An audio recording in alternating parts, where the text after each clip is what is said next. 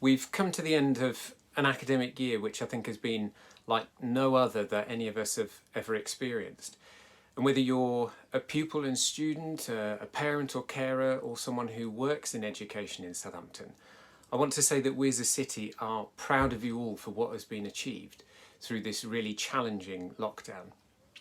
Schools have been making massive changes recently to the way that learning happens, as well as, of course, being open for key worker and vulnerable children throughout lockdown and for many more pupils in recent weeks as they've been returning. To parents and carers, you have stepped up hugely and admirably. And as well as managing your own changes to family and work life, you've been supporting children's learning at home. That's our experience in my own family, and like many, we have found that to be really challenging at times too. Children themselves have faced long periods of being separated from school life, friends, sport, music and other clubs, and they've really missed all of those. So to you all, I want to express my admiration and thanks to everyone, and I'm sure I speak on behalf of councillors across the city, particularly as I know that so many of you have been ill or shielding, or of course many will have simply found lockdown really difficult to cope with, and those who are anxious about returning to school. But I know that schools have worked really hard to ensure that the recent return has been safe and reassuring.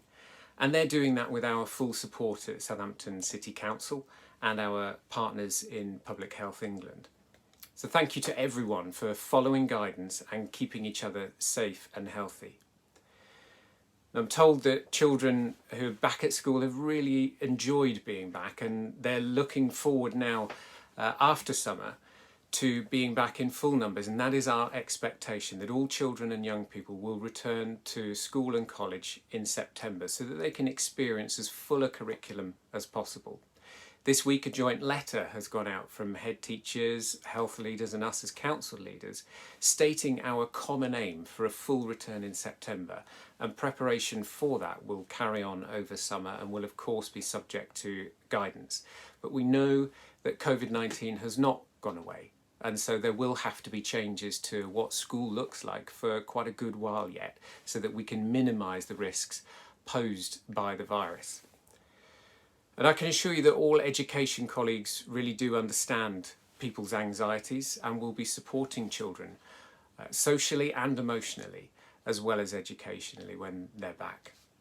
So thank you once again to our brilliant children and young people for facing this, their parents, carers and families, and of course everyone involved in education and early years in Southampton. And can I wish you all a superb, safe and well-earned summer break.